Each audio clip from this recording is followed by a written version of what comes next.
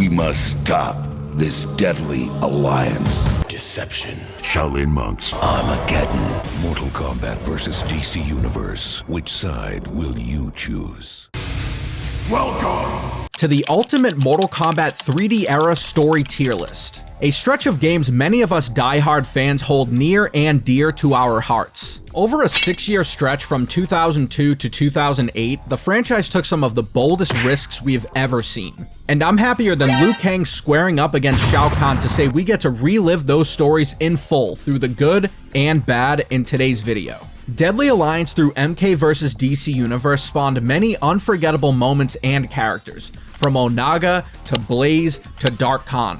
But how did the story shake out? Today, we will find that out as I recap, analyze, and rank each of these titles from S, which is the best, through D, which is the worst. When all is said and done, I'll nominate one of these as a potential GOAT contender. That is why he is the MVP.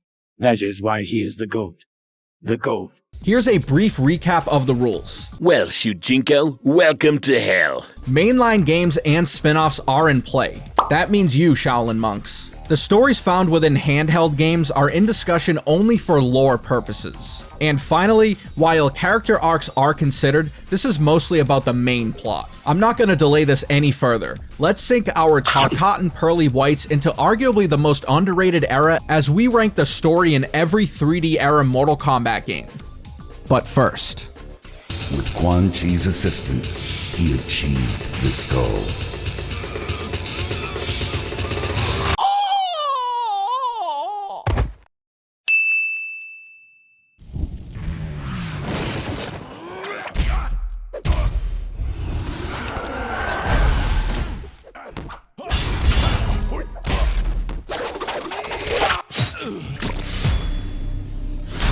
The Mortal Kombat series and story went quiet for 2 years following Special Forces. In 2002, the 3D era continued with Mortal Kombat Deadly Alliance. Unlike MK4 and Gold, Deadly Alliance fully embraced the 3D fighting game concept while making perhaps the boldest decision to date, bidding a temporary farewell to Liu Kang, the primary protagonist. Deadly Alliance picks up sometime after Scorpion's MK4 ending, which left off with him having Quan Chi trapped in the Netherrealm. Quan Chi then utilized the amulet he stole from Shinnok. Oh yeah, I forgot to mention that. Quan Chi created a duplicate and kept the real amulet for himself. What? Your powers are useless against me. How can this be? I am in possession of your once sacred amulet. Years ago, I delivered to you an exact duplicate, while I retained the original. He's able to escape Scorpion's clutches using the amulet, and ends up in the Tomb of the Dragon Army. This army of undead warriors is said to be invincible, and previously served the former Outworld ruler known as the Dragon King. Quan Chi then forms what one could call a Deadly Alliance. Oh, that's why they call it that. With fellow sorcerer and habitual loser Shang Tsung. The terms of this team-up are that in exchange for access to unlimited souls, Shang Tsung would help Quan Chi build the Dragon Army. The two proceed to kill Shao Kahn and Liu Kang. Yes, you heard that right. The hero and canonical winner from MK1 through MK4 is dead.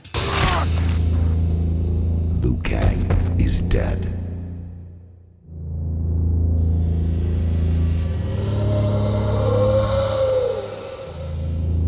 Shao Kahn is also dead, despite presumably being dead at the end of MK3. But we'll get into that. Raiden then ends his brief stint as an Elder God in an effort to stop the Deadly Alliance. He gathers various warriors, including veterans like Johnny Cage, Sonya Blade, and Sub-Zero, declaring that they must stop this new Deadly Alliance or die trying. I have relinquished my status as Elder God to return to Earth and lead you all to battle against our old adversaries. We must act now. We must stop this Deadly Alliance. The plot only begins there, as Deadly Alliance and the Handheld Tournament Edition introduced a few new characters. Joining these series mainstays are Bo Raicho, Draman, Frost, Suhao, Kenchi, Li Mei, Moloch, Mavado, and Nitara. There's also a pair of secret fighters, Blaze and Mocap. the former of which is actually the character seen in the Pit 2 background. But anyway, getting back to the story, this is a weird one because you don't find out what happened at the end of Deadly Alliance until the Deception opening cinematic. We'll get into that next. However, there are several characters with bios and endings canon to the universe. Since there are a ton of canonical endings in this game, I'm only going to discuss the ones that factor into the overarching story since that's the focus of this tier list. Weirdly enough, Natara, Cyrax, and Reptile all cross paths in this game in a meaningful way. Following the death of his master, Shao Kahn, Reptile turned his attention to Natara as his new master. Upon earning his service and loyalty, Natara instructed Reptile to attack the cyborg Cyrax. After eliminating his ability to travel between portals, Natara could then make a bargain with Cyrax to enter the lava shrine to find and collect an orb called the Portal Sphere.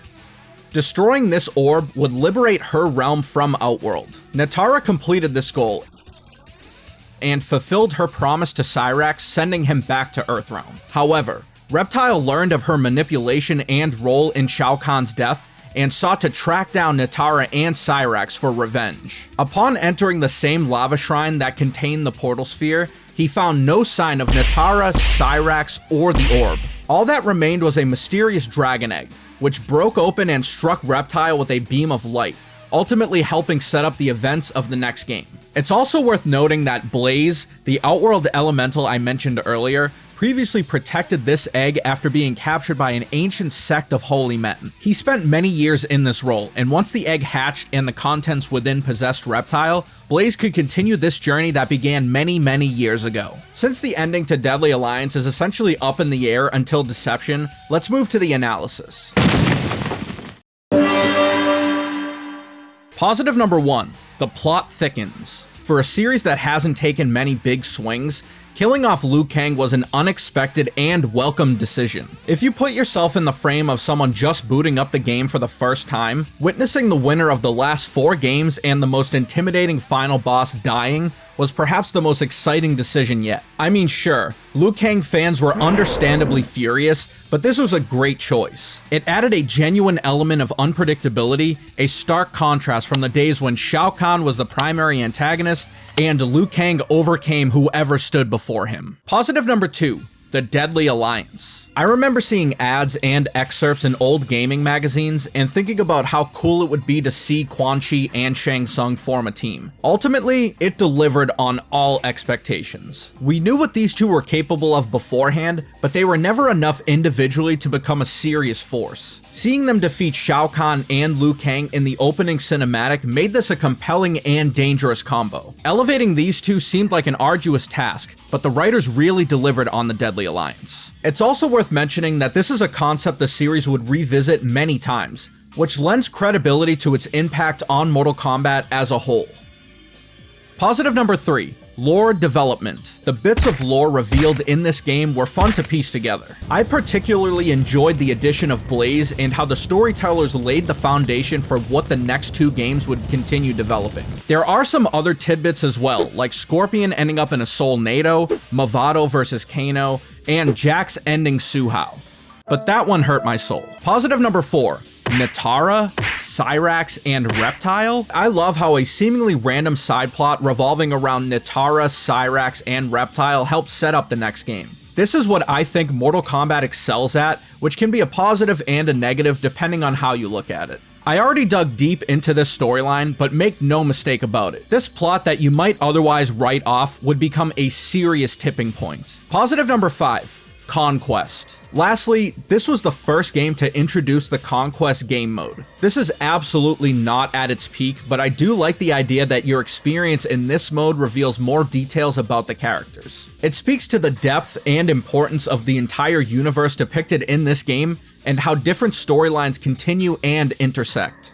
While the story is still conveyed through character bios and endings, a huge portion of the lore was told through Conquest, which elevated to another level in the next game. Now for the negatives, and I really only have one. As much as I love piecing together the story, it's not easy to follow whatsoever. So for those who aren't interested in learning about every single character, it can be difficult to follow the narrative without putting in the extra legwork. I personally enjoy that aspect as it's pretty much what I do, but I could see how some first-time players or just players in general would not be as interested playing through the arcade and Conquest just to figure out what's going on. That's all I have, and it's not really even a negative. I'd wager that this game created the most intrigue in the series since MK3, or I suppose Mythologies. Either way, Midway took a huge risk eliminating Liu Kang and Shao Kahn, and although those decisions wouldn't last long, from a story perspective, Deadly Alliance hits all the beats you'd hope for while introducing new characters and preparing you for what's ahead. While Mortal Kombat inherently has a dark nature, this is arguably the darkest turn of the entire series. It put the heroes at such a disadvantage while elevating two of the series' most prominent villains. Before Deadly Alliance, I don't think many saw Quan Chi and Shang Tsung as legitimate threats from a lore perspective. This game flipped the script and showed no character in the universe was safe. It also perfectly sets the stage for the next game, which is something the series hadn't done well up until this point. This may be bold, but this is an S-tier Mortal Kombat story. Flawless victory. I know the bar was low beforehand just because of the basic story development in the first few games, but I feel that Deadly Alliance threw curveballs to subvert expectations, and it paid off.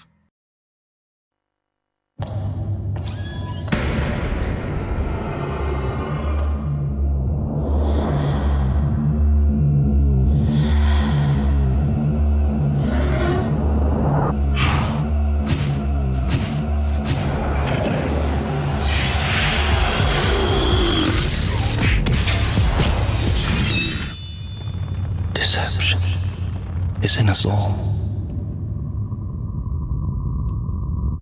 By the Elder Gods. That might be one of the best video game trailers I've ever seen. Anyway, 2 years after Liu Kang had his neck broken in Deadly Alliance, Mortal Kombat Deception dropped in 2004. From a story standpoint, this was where the 3D era peaked, in my opinion, introducing perhaps one of the most feared and eventually beloved villains ever. The intro opens with the following characters dead at the hands of Shang Tsung and Quan Chi: Kitana, Sonya Blade, Kung Lao, Jax, and Johnny Cage. Once the camera enters the Tomb of the Dragon Army, we see Raiden fighting the Deadly Alliance. After Raiden loses the upper hand, the sorcerers betray each other to gain sole access to Shinnok's amulet. However, as fate would have it, the Dragon King Onaga, a previous Outworld ruler who was killed by Shao Kahn, re-emerges much to the dismay of Quan Chi.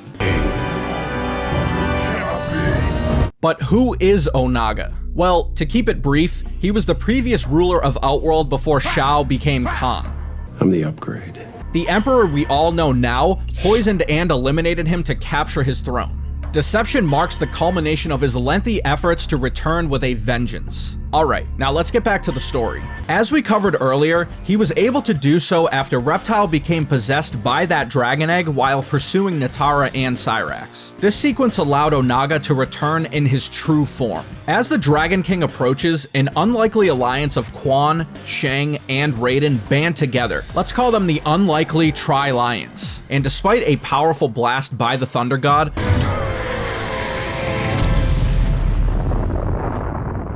Raiden's sacrifice was in vain. Onaga survives and gains possession of the amulet. The primary narrative in Deception revolves around Shujinko, who makes his Mortal Kombat debut in this game. Deception's Conquest mode centers around a young Shujinko's quest to acquire the Kami Dogu, which are artifacts from each realm that represent the essence of the realms. He embarks on this quest with guidance from a mysterious entity known as Damashi.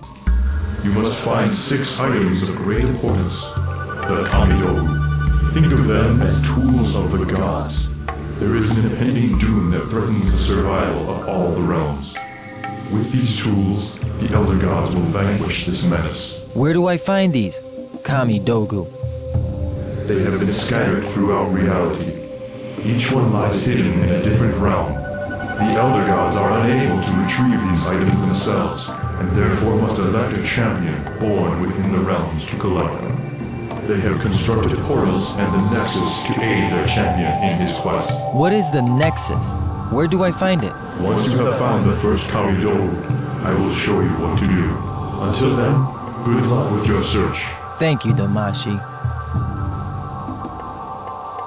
Shujinko spends the next 5-ish in-game hours venturing to the different realms: Earth Realm, Nether Realm, Chaos Realm, Outworld, Order Realm, and Edenia, encountering several recognizable characters while completing side missions and ultimately assembling the Kamidogu. Later down the line, after Shujinko has aged considerably and collected all of the Kamidogu, Onaga reveals himself to be Damashi. He had misled the young, impressionable warrior during his journey in order to get what he wanted. Why is it not happening? Because you have not completely finished the quest. What are you? Ah, yes. Familiar words. Perhaps this will help you to understand. Damashi! What has he done to you? Let him go! Shujinko, please save me. Oh, fool. Damashi does not exist. The avatar you see before you is merely a projection of my consciousness. I manipulated this astral puppet from beyond the boundaries of death, and in turn, manipulated you. I deceived you into bringing me the means of attaining ultimate mastery over reality. So it seems that I have indeed known you all these years. Then by what name shall I call you now? Tell me who you really are, demon. I am Onaga, the Dragon King of Outworld and soon-to-be ruler of all that exists. I must thank you for bringing me so much power. The Kamidogu are mine. You may have them. They do nothing.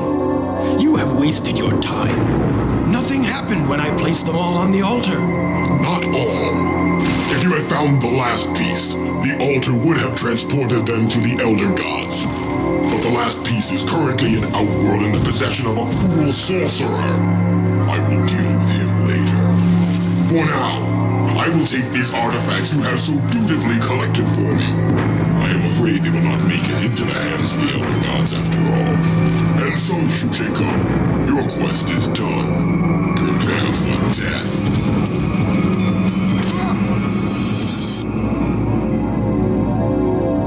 With control of the Kamidogu and eventually Shinnok's amulet, the Dragon King could possess the ultimate power of the One Being. What's the One Being? Once upon a time, all that existed in the MK universe was the One Being and the Elder Gods. The One Being fed off the essences of the Elder Gods, but the Elder Gods ultimately eliminated the One Being and split his power into the 6 Kamidogu, spreading them across the realms. Uniting all 6 Kamidogu with Shinnok's amulet would make Onaga the most powerful and threatening force across the entire universe. With Onaga back in full force, the remaining not dead warriors must band together to stop the Dragon King. That means Scorpion, Li Mei, Kenshi, Sub-Zero, and Boraicho are all that remain. There's also Raiden, who became corrupt after his unsuccessful attempt to stop Onaga. His next move was to reanimate Liu Kang's corpse, creating the iconic zombie Liu Kang, who went on a rampage. Meanwhile, Liu Kang's purified soul teamed up with Ermac to save his friends from being Onaga's eternal servants. Ultimately, utilizing all of the fighting styles and attacks he learned on his journey, Shujinko defeats the Dragon King in what was the game's true ending. However, as with most Mortal Kombat games we've covered already, there is further development in other characters, both in Deception and the handheld version Unchained. But for the sake of keeping this focused on the primary story of the franchise, I'm only going to cover Blaze's ending. The character Blaze, who appeared as a secret character in Deadly Alliance, returns exclusively in Mortal Kombat Unchained. His bio reads as follows. For millennia, I existed for one purpose, to monitor the strength of the world's combatants. My creator foresaw a time when warriors would become too powerful and threaten all of existence. I was to sound the call to awaken her sons when the apex was drawing near. Their actions would determine the fate of these superior combatants and ultimately prevent Armageddon. It seems, however, that one brother has been prematurely revived. During my quest, I was overpowered by holy men who served Onaga. For ages, I was bound by their sorcery and oblivious to the growing strength of the Ki Chao warriors. Finally free, I have emerged to discover beings whose power and numbers exceed that which the realms can sustain. I have sounded the call, the sleeping brother will soon awaken. And his ending is as follows. Blaze had completed the first of his duties. Soon he will begin the second, to lure warriors to the final battle. There they will challenge him, hoping to attain godlike power from his defeat. The arrogance of these warriors will be their downfall, for only a son of Edenia can unleash the true purpose of Blaze. That helps set the stage for the next game, but we'll get into that soon. I'd also like to take a moment to point out that at this point in the series, we find out that Shao Kahn was actually still alive, as revealed in his MK Unchained bio, which explains that the Deadly Alliance eliminated a decoy instead of the real Emperor. It turns out Liu Kang only defeated him in MK3, forcing him to withdraw his forces back to Outworld, where he was eventually allegedly eliminated by the Deadly Alliance. But not really. With all that covered, let's analyze and rank Mortal Kombat Deception.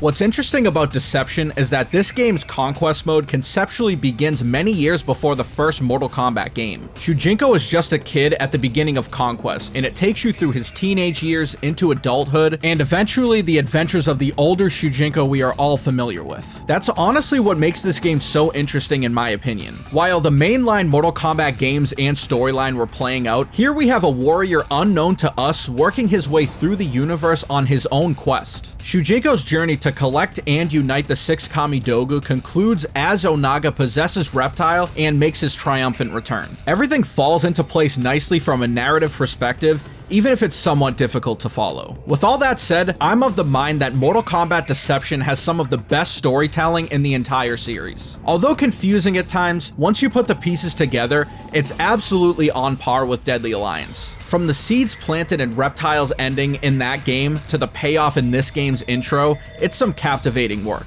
Gone are the days of everything revolving around Liu Kang and Shao Kahn. Deception introduces one of the most compelling villains in Onaga and an underdog worth rooting for in Shujinko. Seeing Shujinko learn all the skills necessary to defeat this force who had manipulated him for almost his entire life was a new concept to the series. Not only did it show that even someone as gifted as Shujinko could become something, but it outlined his flaws and showed how easily he wanted to believe his destiny was to follow this mystical orb of light and unite the Kamidogu.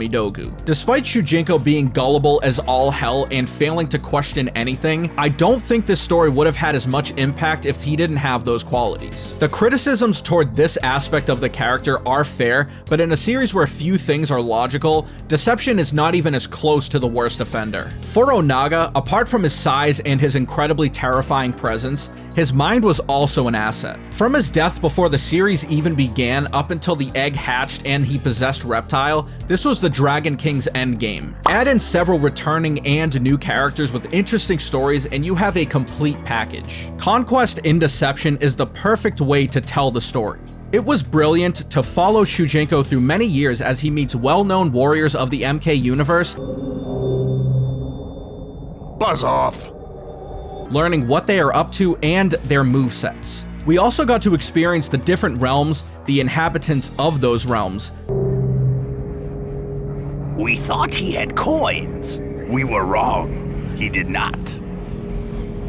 The Nexus, the Kamidogu, learning that Shao Kahn knew Reiko stole his helmet. I am Reiko, General of Shao Kahn's army. What is it you wish to tell me? Oh, Shao Kahn knows about that? Tell him I will no longer enter his chamber or wear his helmet. But just between us, his helmet will belong to me in due time. An obvious nod to his MK4 ending, doing missions for several characters, and much more. In all honesty, I probably left out a bunch of details since this game is absolutely packed with lore, but my goal was, at the very least, to communicate the main story, which revolves around Shujinko and Onaga. I'd be here for hours talking about the minor intricacies that contribute to how incredible of an experience Deception provides. But from beginning to end, following the admittedly gullible Shujinko's journey under the guise of something great, only to master the fighting styles and moves of those he encountered, visiting different realms, and ultimately overcoming a force never before seen in this universe was damn near perfect. I feel that this is one of the last times Mortal Kombat, as a franchise, made bold decisions that resonated with the fans. I mean, look at me. This game launched in 2004 and I'm still gushing over it today. There are many reasons this game is beloved by the community to this very day, and it's easy to see why after reviewing the evidence. Conquest alone is such a story-driven game mode that really gave the Mortal Kombat storyline the attention it deserves. I did away with the positives and negatives for the analysis because deception is the cream of the crop in the MK franchise. The atmosphere, the villain, the protagonist, the despair amongst some of the series' most prominent characters. It's all so well done. In all honesty, it doesn't get much better than this, which is why I'm happy to put MK Deception in the S tier. Flawless victory. And it's a strong GOAT contender.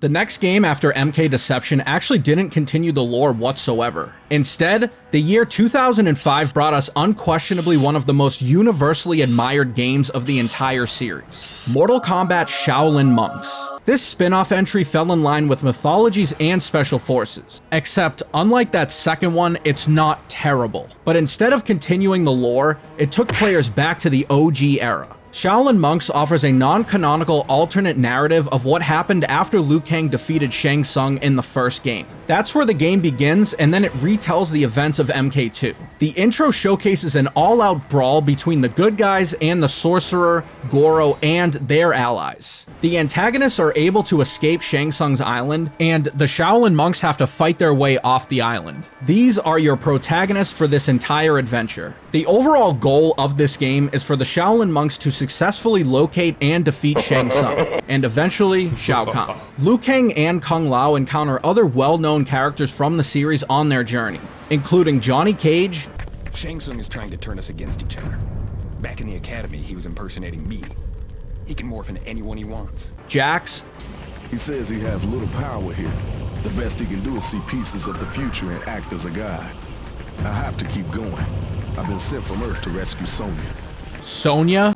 Listen, I wish we could stay and help, but I've got to get her back to base for treatment. And Raiden, just to name a few. To move forward, but there is a repository of souls that adds to Shang Tsung's strength. Go and destroy this soul tomb, and Shang Tsung will begin to lose his power. There are some villains that you encounter as well, including Melina, Ermac, Scorpion, and even the aforementioned Goro, who we thought was dead in MK1. The rest of the story, as I just said, retells what occurred in MK2 with some serious liberties taken.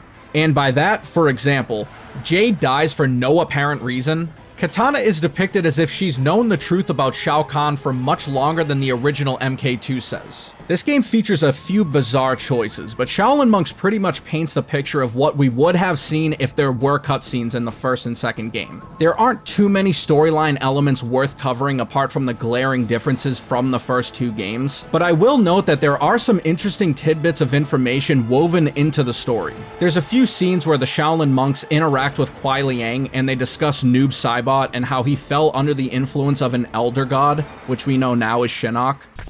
Sub-Zero? What happened to Scorpion? I thought you were after him. I was. Scorpion is still here, but I will not allow you to face Noob Saibot. Noob Saibot? For all we know, this could be Shang Tsung. He is trying to keep us from getting the key to save Earth. Do not worry. He does not serve Shang Tsung. He is possessed by one of the Elder Gods.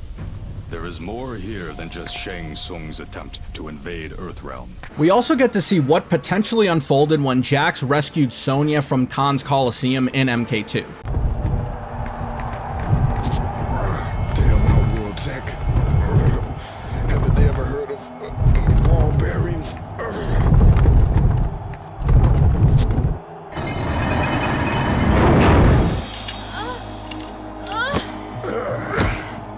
Through much of the story, Shang Tsung successfully deceives the Shaolin monks by pretending to be Raiden. This becomes apparent with how many times they reference how weird Raiden is acting before the ultimate reveal toward the end of the game. There's also this interesting power dynamic at play between Liu Kang and Kung Lao throughout the game that I found unique. You are feeding the soul tombs. This is all we hoped for. How is this going to save Earthrealm? I thought we were here to stop Shang Tsung. Yes, Master Raiden. Something is wrong. Master Raiden. I fear, Liu Kang, that Kung Lao, no matter how much he desires to serve his ancestors, is becoming a liability to the tournament. Master Raiden. It is this place. Evil spirits swim in the air, searching for souls to nest in. Something is wrong. I knew it. Trust your instincts, Kung Lao. Trust what you know. Your ancestors will guide you. The soul tombs are the source of Shang Tsung's power. Your souls have become tainted. You must be strong enough to not let that control you. You know, Raiden should not be able to do that. What? I thought he could not use magic in this world. I am uncertain about Kung Lao. He seems different, strange. Johnny Cage told me that Shang Tsung was impersonating him. Do you think he is now masquerading as Kung Lao? I had not considered that possibility. Be on your guard, that is all. Listen to me. You are not to fight each other. Shang Tsung has deluded you. He has been tricking you into feeding him soul after soul. You have been empowering him. He has been masquerading. The sorcerer even briefly morphs into Liu Kang. Nice try, Shang Tsung. Down the stretch, the Shaolin monks defeat Shang Tsung and Kintaro.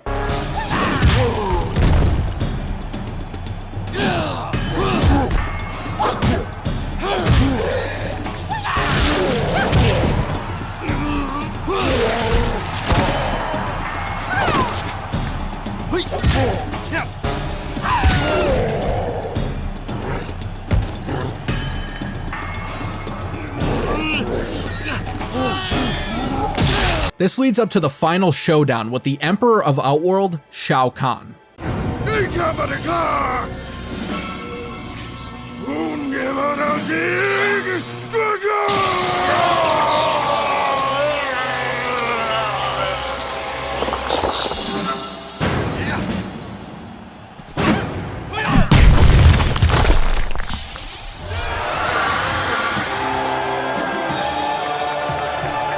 So who won? They defeat him, and then Quan Chi randomly wanders onto the screen and grabs Shinnok's amulet before the credits roll.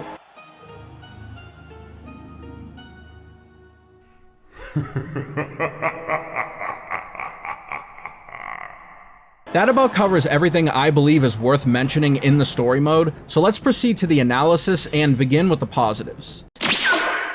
Get over here, bitch! Firstly, I respect the direction of the game's story. It's nothing new, as I mentioned before, but seeing the events play out was at least interesting.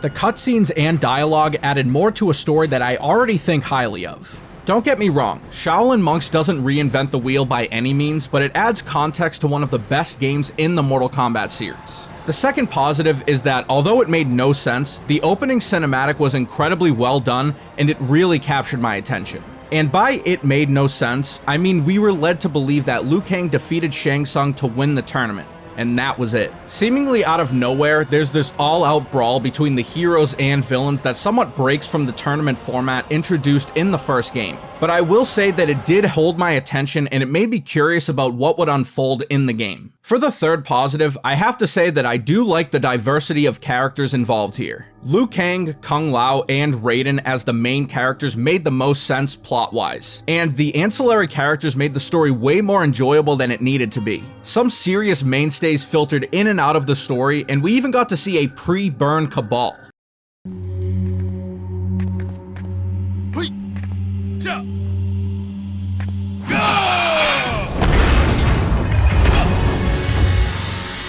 My thanks, warriors. We are here to stop Shang Tsung. Will you help us? I'm sorry, I can't. My clan needs me, and they must know that we have been betrayed by one of our own. But know that I too am opposed to Shang Tsung and everything that is wrong in this place. Know that the enemy of your enemy is your friend. Thank you.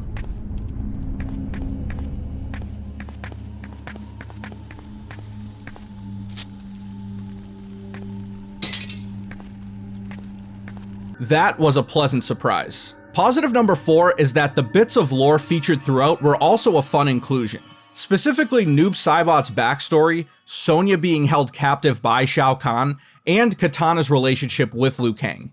Even if, like I said, some of it doesn't make any sense. The inclusion of the Tarkatan invasion that opened MK2 and acted as the catalyst to how the plot would play out was a necessary addition. The fifth and final positive that I have is that I also enjoyed how the devs handled the story down the stretch, pitting the Shaolin monks against Shang Tsung, Kintaro, and finally Shao Kahn, just like the latter in MK2.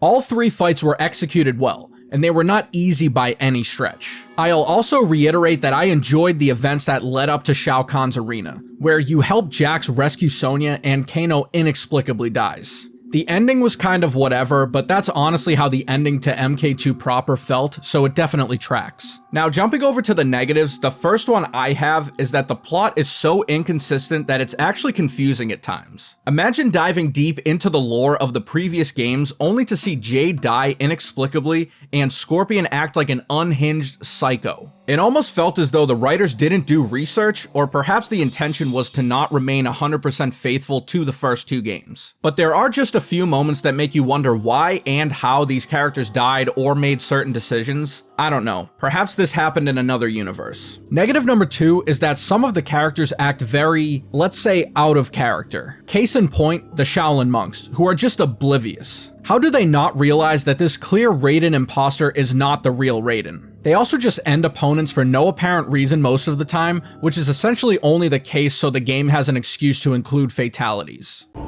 Jade? You killed her. She was my best friend and you killed her. Don't touch me. When next the tournament is fought, it will be my ancestors that are honored. You're beautiful. Who are you? I am the Mortal Kombat champion. I'm Earthrealm's champion. What? What? I think you had better start doing what I tell you. I also briefly touched on Scorpion absolutely losing his mind, which is never explained. For the third and final negative, the ending with Quan Chi was bizarre since he didn't come into the fold until MK Mythologies. I think he was included primarily as a look who it is moment, but it just confused me. I won't lie though, I got a good laugh at him wandering on screen and just grabbing this random Temu amulet. Shaolin Monks is a weird experience, but I'd be lying if I said I didn't have fun with it. The game remains mostly faithful to Mortal Kombat 2, which I already rate highly. It does feel like it functions in this bizarre alternate universe where things as we thought we knew them are slightly or significantly different. I've already outlined those inconsistencies, and although some of them don't work as well as others, I think that seeing an actual cinematic story for MK2 eclipses most of those shortcomings. As a huge fan of S-tier Mortal Kombat 2, Shaolin Monks is something I always wanted. I mean, the whole reason Ed Boon made this game is because he loves MK2. In that sense, Shaolin Monks paints a picture of what we would have seen if the original story wasn't conveyed through screens. From a story perspective, it doesn't do anything spectacular, but I respect the context it provided for arguably the best story of the 2D era. As for a ranking, I was on the fence between A and B for this one, but I genuinely believe Shaolin Monks deserves a spot in the A tier. My people have spoken. I could see the argument for S tier, but it's just a little too inconsistent for me to put it that high. She's hot. And she picks Liu Kang over me? What's wrong with this picture? Maybe I have time to find that clone of hers somebody mentioned. Ugh.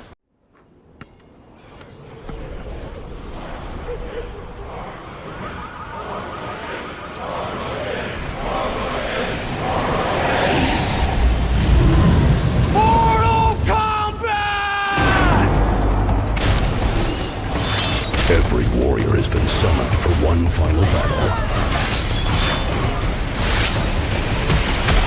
Mortal Kombat Armageddon, rated M for mature. This is where things kick up a notch, as 1 year following the release of Shaolin Monks, along came Mortal Kombat Armageddon. The final leg of the 3D era brought forth what I believed at the time was just a confusing mess of a plot. Although Midway did a great job laying the groundwork in previous games, I remember going into Armageddon just confused about what was happening. I'm not gonna lie, I'm still confused by it to this very day, but I'll do my best to try to explain it. Following Shujinko's defeat of Onaga, Armageddon's plot focuses on a pair of Edenian brothers named Taven and Dagon. Before we get there though, we begin with an Edenian sorceress named Delia and a god named Argus, both of whom we've touched on briefly in previous segments. The story goes like this. Delia receives a vision that shows a world overcrowded with powerful beings that would result in a battle between good and evil. This battle would cause chaos and potentially Armageddon. The Elder Gods advised Argus to deal with this inevitable apocalypse, so he proposed eradicating everyone and starting from scratch. Delia countered this proposal, explaining that some of these warriors are heroes undeserving of death. The two agreed to involve their sons, Taven and Dagon, who would be tasked with reaching the top of Argus's pyramid to defeat Delia's firespawn, Blaze. When the time was right, once positioned atop Argus's pyramid, which he built in a crater in Edenia based on Delia's prophecy, Blaze would sound the alarm that would signal the brothers' respective dragons to awaken them, which would officially begin their quest. When the pyramid finally emerges, Blaze would welcome all challengers and dispatch them until either Taven or Dagon conquered him. Dagon awoke prematurely after his dragon Karo misinterpreted Blaze's sudden silence. The two brothers would each obtain a weapon and a suit of armor. The outcome of said battle with Blaze had an element of RNG as designed by Delia and Argus. Depending on the armor obtained, the winning brother would either see all combatants stripped of their powers or eradicated entirely. Meanwhile, all combatants from the MKU learned of what was at stake in the Edenian crater. They would split into two teams for this throwdown, the forces of light for the good guys and the forces of darkness for the bad guys, each wanting to prevent the other from claiming this otherworldly power. I also thought it was worth mentioning that Rain is also Argus's son as a result of an affair,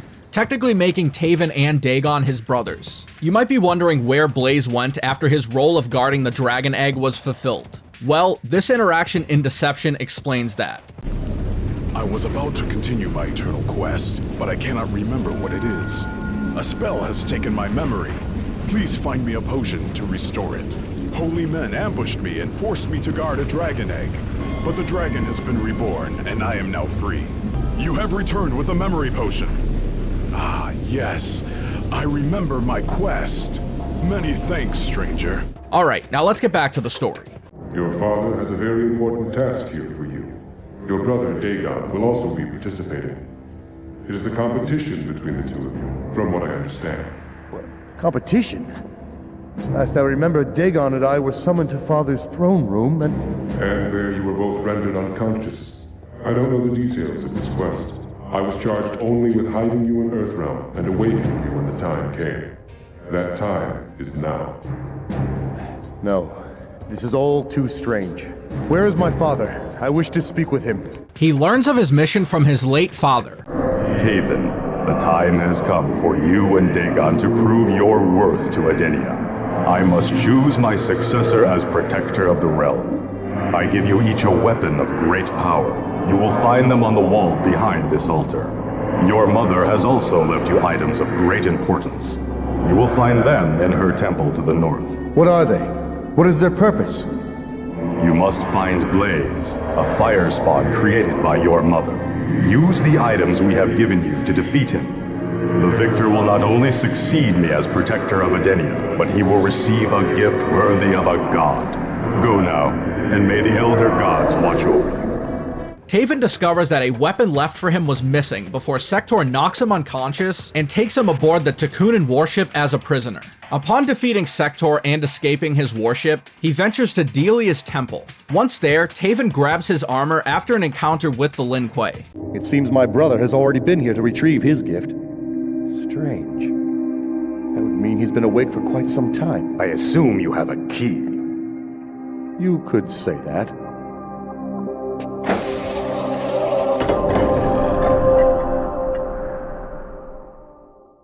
Taven then locates Dagon, who confirms that he is the leader of a group of criminals known as the Red Dragon.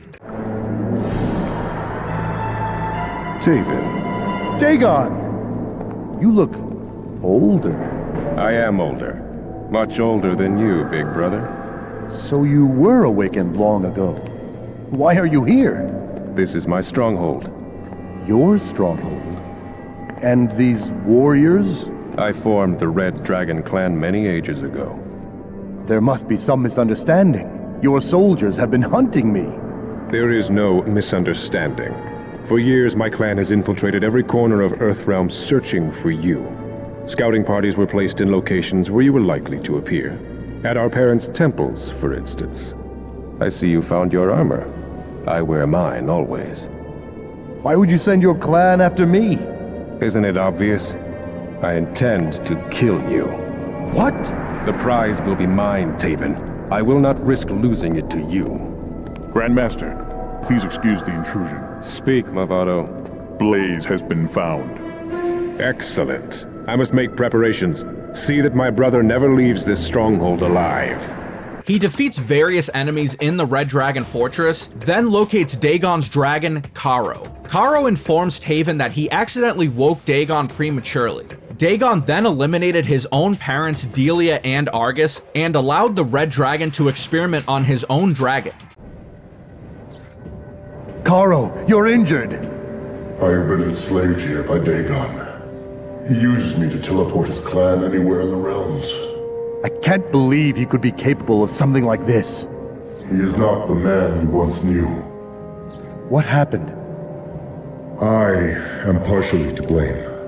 Long ago, I lost mental contact with the Firespawn Blaze.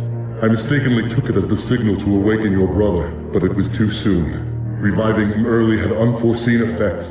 Dagon was unbalanced. He was outraged that he had been manipulated by your parents and demanded to know the true purpose of the quest. Did they tell him? Perhaps. Whatever he learned must have disturbed him greatly. He killed them both. Killed them? Impossible.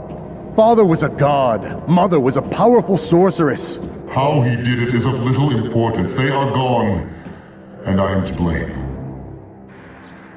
Do not condemn yourself.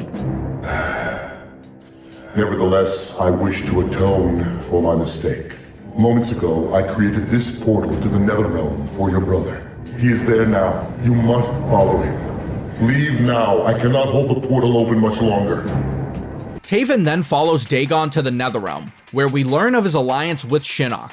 Not knowing Shinnok's story, Taven incorrectly believes he is an Elder God, while Dagon knows exactly who he's working with. It's at this point that Shinnok reveals he has spread word through the realms regarding what awaits the warriors at the Pyramid of Argus. I have informed other warriors of the prize to hasten their participation. They will think, as you did, that godlike power will be bestowed upon the victor. It is a deception. They are marching to their doom. You shall be the victor, and the catalyst to my ascension. Taven returns back to Orin after escaping the Netherrealm, only to find that Quan Chi has mortally wounded his dragon. This leads to Taven venturing to Shao Kahn's fortress, and learning that the Emperor, Onaga, Quan Chi, and Shang Tsung have all agreed to share Blaze's essence upon defeating him. You haven't been listening to what Quan Chi has told us. The forces of light also seek to acquire this power. You cannot defeat them alone. Only if we join forces does one of us have a chance of winning the prize. But which one of us? If Onaga is the victor, he could use that power to overthrow you. I'll take that chance. What of the brothers? What can be done about them? I have trapped one of them in Earthrealm. The other is in Edenia.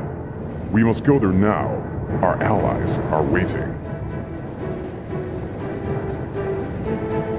To war! While still in Shao Kahn's fortress, Taven defeats Scorpion before Dagon appears and attempts to end their feud. However, Blaze then emerges. Blaze! Why did you interfere? The quest has been corrupted. All did not go exactly as my creator had foreseen it. You are in the wrong location. I will transport you to the rim of the crater where the final battle will take place. The quest will conclude when one of you defeats me there in combat. We must make haste. Many warriors are gathering. If I'm defeated by one of them, they will steal the prize and the true purpose of the quest will have failed. Armageddon will be upon you all. I want nothing to do with this quest. My business is with Dagon. No choice. We are all bound to the quest. The fate of the realms will be decided today. Then let's get this over with. I have waited an eternity for this moment. When this is over, I am going to finish you. Huh? Taven defeats and presumably eliminates his brother in battle. Blaze then provides exposition to Taven about his quest, explaining that he is meant to defeat the fire elemental. Unfortunate. It was not intended that the brothers combat each other. Dagon has fallen. Now you must fulfill your obligation. Obligation? The quest destroyed my family. Explain to me why I should care. Your mother, my creator, foresaw the coming Armageddon. That through mortal combat, warriors would unknowingly tap into the very forces that make reality possible. Those warriors are in the crater below, engaged in mortal combat. All of them? But with that many fighting in one place... This crater will be the origin of the apocalypse unless something is done to prevent it. The Elder Gods had ordered your father to orchestrate a solution. He decided to kill them all when the time came. But your mother argued to merely strip the combatants of their special abilities. For some were heroes, undeserving of death. In the end, they conceived of a contest between you and your brother. The victor would unleash one of two solutions. Like a coin toss, one side would disarm the warriors. The other would destroy them all. Which side of the coin am I? It is unknown even to me. Your armor is the catalyst. The fate of the combatants will be revealed when our battle is done. So by defeating you, I could be killing them all. They are unimportant. Whichever outcome, you will be saving the realms. But you must not let anyone else combat me. Then allow me to win, and we'll put an end to this. No, Taven. I must act according to my creator's design. Take your sword, walk through the archway, and finish the quest.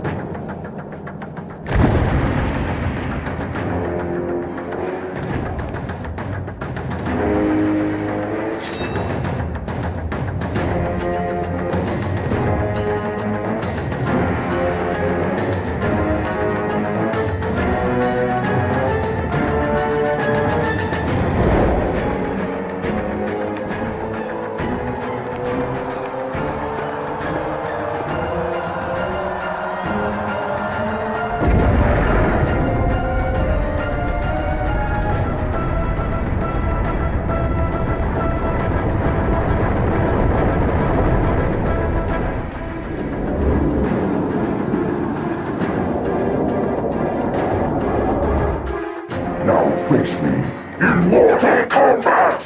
He ultimately reaches the top of the pyramid and defeats Blaze, then obtains the godhood at stake, and unexpectedly increases each fighter's power.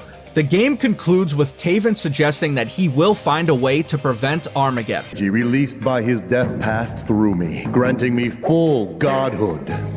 The excess power then filtered through my armor and passed into the other combatants. Though this energy was to have one of two effects on them, death or annulment of their powers, a third, unforeseen outcome resulted. The quest did nothing to resolve the instability of the realms. But as protector of Edenia, I vowed to stave off Armageddon until a solution can be found. In case you were wondering what happened to Onaga, Nightwolf imprisoned him in the Netherrealm after Shujinko defeated him, but Shinnok broke him out after the two reached an agreement. That's the entire story of Armageddon in a nutshell, for time's sake. But I do want to mention that the ending was eventually retconned or multiversed in MK9. Now let's get to the positives.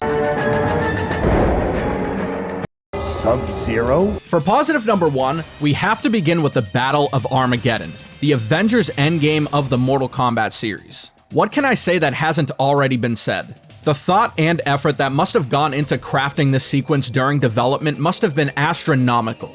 Damn near every character is showcased, some more than others, but once the pyramid emerges and Stryker throws that punch, you know it's about to go down. I think this intro is right up there with Deadly Alliance and Deception. and it honestly might be the best of the bunch. My adrenaline launches through the roof whenever I watch it, and when zombie Liu Kang emerges to challenge Shang Tsung, it's just incredible. Positive number 2 is that the narrative direction is interesting yet again. It's another break from the usual Mortal Kombat story formula, allowing the storytellers to introduce new characters and more levels to this complex universe. Although this Edenian family seemed forgettable at first, this storyline has definitely aged better than I expected.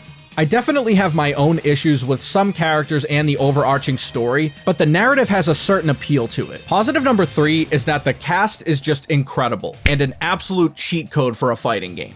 Want to end your series with a bang? Let's revolve the plot around this massive battle where every character is involved with one goal in mind. It was great to see the different characters involved in Taven's storyline as well, in a similar vein to Deception, even if some of the encounters felt forced. I wasn't a huge fan of Shujinko having such a small role, but it's better than nothing, I suppose. For positive number 4, Conquest delivered yet again both in experience and storytelling.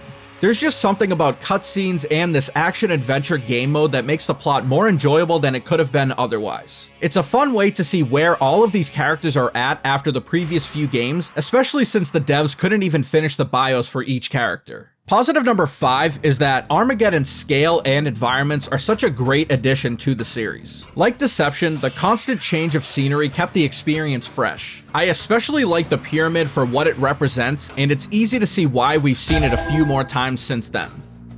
There are other environments that I like quite a bit, like the Takunin warship, the Red Dragon caverns, and beside the pyramid where Taven and Dagon fight for the final time. Lastly, and I touched on this earlier, but the inclusion of various Mortal Kombat characters helped keep you tethered to the universe. This was essential since Taven is a brand new character who is familiarizing himself with the universe that we already understand.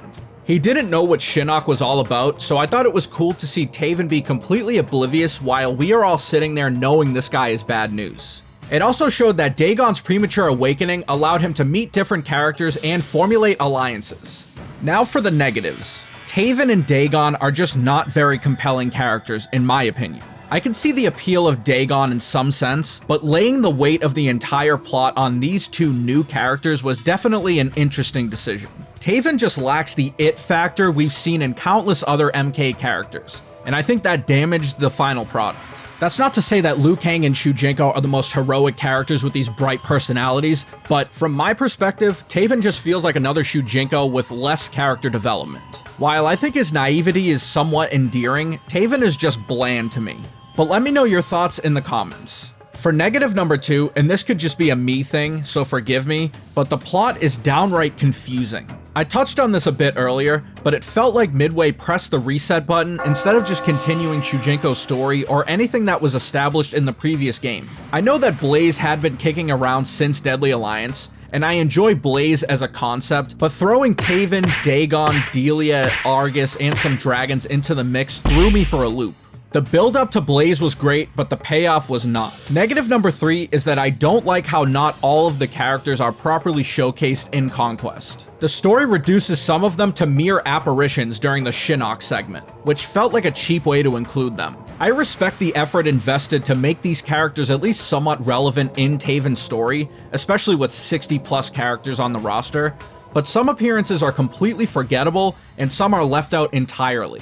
For negative number 4, the ending felt incomplete, and by that, I mean what is the purpose of this giant all-out brawl when Taven was able to overcome the odds and defeat Blaze anyway? Despite how iconic the intro sequence is, we never get to see Taven or what happens during the battle at the pyramid. It's explained in the ending to Conquest after defeating Blaze, but it would have been nice to have a cutscene for just the ending instead of the usual shadowboxing ending that we see in all the other character endings. I mean, hell, I had to make a whole video attempting to explain what happened to everyone in that fight. The technology to make compelling cutscenes was definitely there at the time, so I would have been happy with a more elaborate telling of the events to conclude this storyline. Lastly, and this might sound small, but the lack of a complete list of bios was incredibly disappointing. Although we had about 17 character bios when all was said and done, I don't like that we don't know where every character stands heading into this game or their role in the overall storyline. There are bits and pieces revealed in Conquest, but again, some characters don't appear as themselves, and I'll never know where my boys Meet Moloch and Mocap, which is something I may never get over. Armageddon as a whole is decent, but it has many glaring issues. Where Deception's storytelling flourished, Armageddon was easily a step or two down. A few different decisions here and there could have made this an A-tier game at minimum, but as it stands, it's nowhere near that level. I wouldn't say I hate the story, especially considering how many bad stories there are out there in the series, but the shoehorning in of new characters we are supposed to care about didn't translate as well as it did with Shujinko in Deception. Dagon is fine as a character, but Taven is a less endearing Shujinko with a fraction of the character development. This is an issue with the writing, since I had no problem identifying with Shujinko's journey in Deception. The Conquest mode in this game is not as effective, but it does have some decent moments. But the fact that the series retconned the ending tells you everything you need to know about how the story ended. Writer John Vogel outright said that Shao Kahn defeated Blaze to win Armageddon, which to me says they weren't about to give Taven the reins. However, with all that said, the Battle of Armageddon alone is monumental and perhaps the most iconic scene in Mortal Kombat history. The build to this battle was sometimes confusing, but once you piece everything together, it hits a little better than it did in 2006. I also like Blaze a lot more than most people. He's an unconventional final boss from a story standpoint, and his journey from being a background character in the Pit 2 to this is, as I've said before, one of my favorite aspects of this entire series. Overall, I'm comfortable putting the story of Mortal Kombat Armageddon in the B tier. If you say so.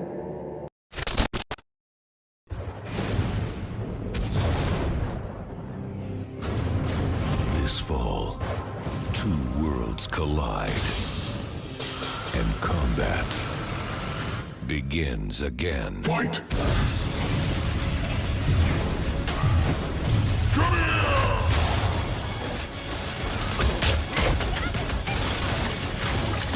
Mortal Kombat vs. DC Universe. Which side will you choose? Armageddon effectively wrapped up 14 years of storytelling in the series. Taven presumably defeated Blaze, and that was that. However, Midway had one more trick up its sleeve, and it produced what many of us believed was a crossover of epic proportions. The Mortal Kombat roster clashed with DC's finest superheroes and villains in 2008's Mortal Kombat vs. DC Universe. Now, whether this game is canonical or non-canonical depends on whether you believe that truly anything is possible in the multiverse. Whatever happened to Dark Khan? Dark Khan? Oh, that's right. You missed it. It's safe to say that based on the MK11 intros and several MK character appearances in Injustice, that this game's storyline has a place in the universe. But how did these two universes collide and what happened? Let's get into it. I'm gonna attempt to keep this as short as possible since this game's story mode clocks in at a little over 4 hours. So the game kicks off with yet another failed attempt by Shao Kahn to successfully invade Earthrealm. Meanwhile, on the DC side, Darkseid attempts his own invasion only for Superman to stop him. The two villains end up trapped in a pair of portals in their respective universes before they explode simultaneously. This left the witnesses believing both characters perished. I am surprised to see you so soon after Shao Kahn's defeat.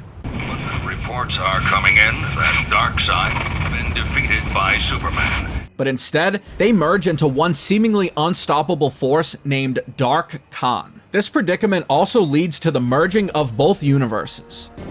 By now, I am sure you are aware of the merging. Its effects are far-reaching. Even the Netherrealm is vulnerable. As a result of this merger, characters on both sides begin to suffer from a force called Combat Rage that makes them more violent and aggressive than usual. Katana! I will destroy you all! This is your doing, sorcerer. It is no spell of mine. She is a harbinger of things to come. It will only get worse. The portal Raiden disrupted did not destroy the Emperor. It created a monster. Dark Khan's energy is slowly grinding the two universes together, agitating us until we become enraged and fight. Combat releases the rage, hastening the merging.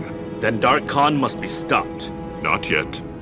We must first eliminate his forces. We then get to see each star-studded lineup square off over the course of the story. The combat rage component I just mentioned balances the power scale, allowing someone like the Joker to hang with the adversaries of both universes. The story mode allows you to choose either DC or MK for your playthrough. Depending on your affiliation, you will play through either 7 chapters for MK or 8 chapters for DC.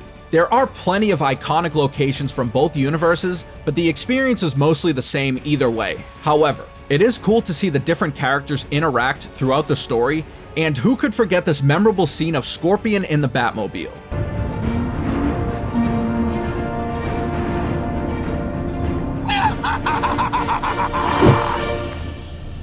Just perfection. MK vs. DC features lots of hero and villain team-ups, brief moments of uncertainty between characters, and combat rage. The characters from both universes arrive before Dark Khan, where they are infected by, you guessed it, combat rage. It's eventually revealed that this combat rage is what fuels Dark Khan, explaining its presence and why it's so relevant in the game. After all the characters have a shot at each other in one way or another,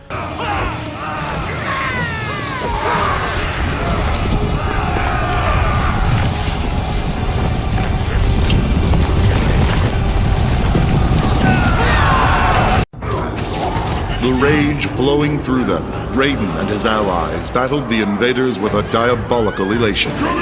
But as the dust settled, it was clear that neither side had won. The few comrades still standing tried to free themselves of the bloodlust. only Raiden from the MK side and Superman from the DC side are left standing to battle Dark Khan. They first fight each other under the influence of combat rage before working together to bring an end to this dangerous combo, locking each away in separate eternal prisons. Outstanding. Such ferocity, the hatred, the anger. Your combat hastens the merging! No, Dark Khan. I won't let you destroy the Earth. You don't fight for him. Neither do you. Silence! It seems we have a common enemy. And a common goal. On your feet! This battle is not yet over! You will fight!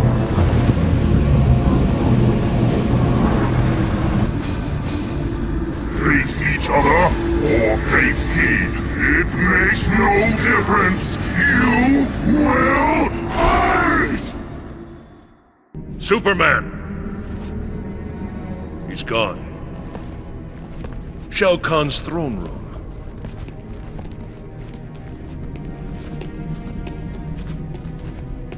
The realms have been restored.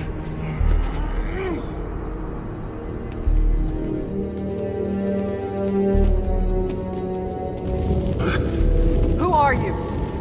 I am Darkseid! I am God here!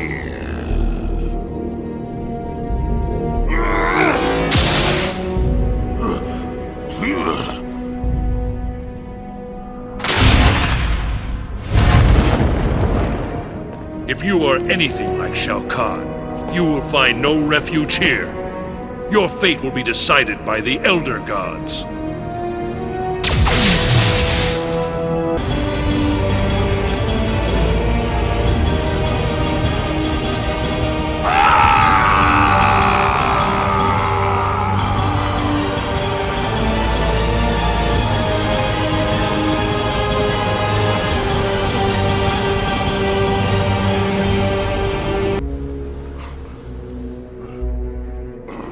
You aren't Darkseid. I am Shao Kahn, and you will bow to me! What?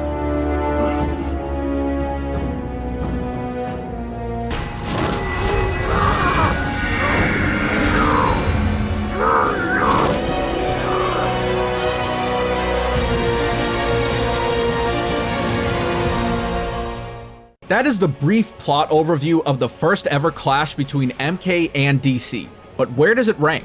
Let's find out.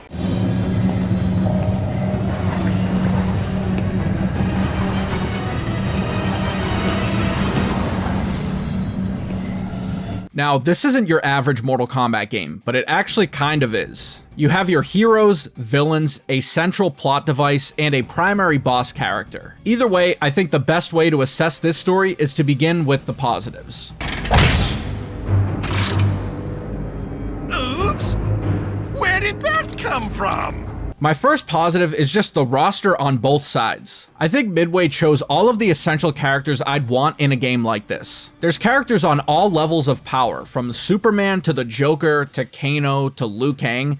They're all here. Obviously, some characters are unquestionably more powerful than others, but I couldn't have asked for a better selection of heroes and villains. Positive number 2 goes to the environments, something Midway usually handles well. There's solid representation from both universes, including Metropolis, the Batcave, and even the Netherrealm. Like the roster, I give Midway credit for narrowing down the more appealing locations from DC and MK. These types of games thrive on atmosphere, and I like what this game provides. For positive number 3, I have to give it to the idea of Dark Khan. While it's nothing we haven't seen before in other video game series, the design of Dark Khan is actually kind of terrifying. Let's not forget, it combines literally two of the most diabolical villains in those two universes. I do have a negative that I'll mention in a bit, but Dark Khan's design kept me interested in the story. For positive number 4, it's the first genuinely cinematic Mortal Kombat story we've ever seen, which laid the foundation for what would come next.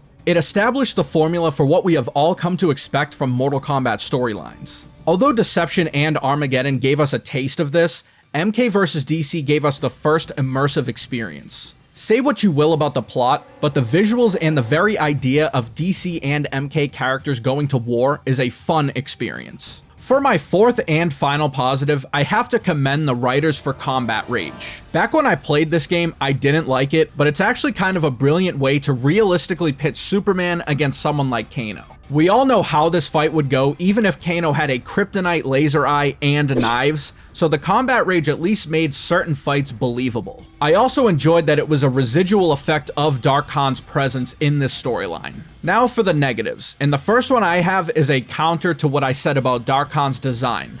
Unfortunately, I feel this character was executed poorly. Dark Khan had a lot of promise, but I don't think it was handled well down the stretch. He's essentially MIA until the end of the game, and loses straight up to Raiden and Superman. Quite honestly, I expected more from this monster of a character, and I think the payoff wasn't worth the time investment.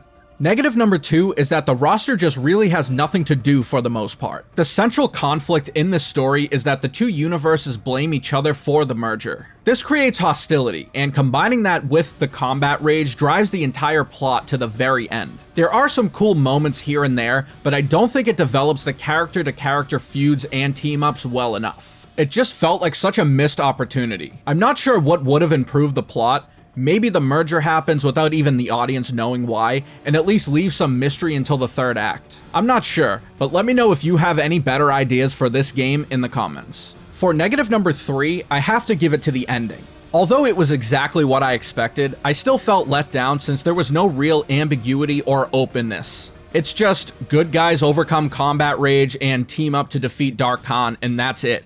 It was underwhelming to me. Since Midway folded not long after, I guess teasing a potential sequel wouldn't have made much sense. And for my final negative, I'm countering my positive about the Combat Rage by saying that this game needed more. And by more, I mean I just don't think this weird, unexplained phenomenon is enough to make the game compelling. It happens so often throughout the story that it becomes tiresome after a while. I think the writers did a solid job, given the difficult task of realistically pitting someone like Superman against the likes of Johnny Cage, but it didn't have a lasting impact on me. This comes back to it being a fun idea but poorly executed.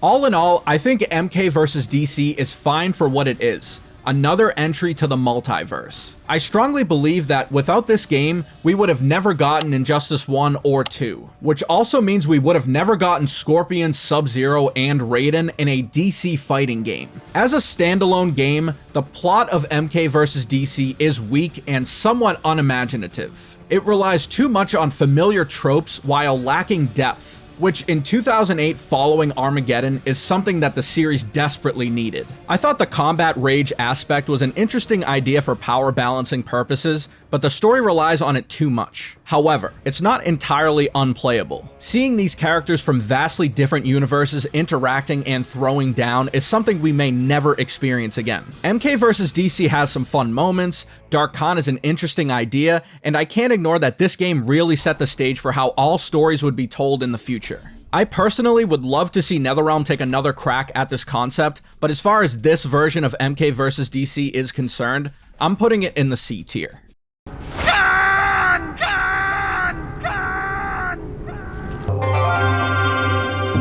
The 3D era is a pivotal chapter in Mortal Kombat history. For better or worse, it marked a time when the writers took bold risks, moving beyond the familiar villains, heroes, tropes, and plots. It started with a snap and a pop in Deadly Alliance, continued with Shujinko's incredibly tragic story, provided context to a game I genuinely believe is S tier with Shaolin monks, fulfilled a story that technically began 14 years prior, spawned the most iconic battle of the entire franchise, and gave us a crossover of epic proportions. Some of these stories didn't resonate as well as others, but without them, we wouldn't have some of the best games of the NetherRealm era, including Injustice. Before we get out of here, let's recap the 3D story tier list. Deadly Alliance and Deception both landed in the S tier, rightfully so. Shaolin monks settled into the A tier. Armageddon slid into the B tier. And finally, MK vs. DC rounds out the list in the C tier. As for the GOAT of the 3D Mortal Kombat titles, the decision was as difficult as watching Liu Kang and fake Shao Kahn die, and Shujinko realizing that Onaga wasn't holding Damashi hostage to make this decision. But ultimately, it's Deception for its impact and completeness. The GOAT. It really is that good. Here's a look at the complete tier list so far, including the 3D era. Shujinko! Well, that's it. All 5 3D Mortal Kombat games ranked. Now's your chance to let me know your thoughts. What do you agree with, and what did I completely whiff on? If you made it this far, comment "foolish old man" down below, you know, for science, and leave a comment letting me know what you thought about my rankings. Don't worry, I can handle the criticism. I think. Make sure to check out the classic Mortal Kombat story tier list if you haven't already. In the final part of this series, we will cover the entirety of the NRS era, from MK9 through MK1, with the DLC expansions. As always, until next time, thank you so much for watching, and I'll be back with another video soon.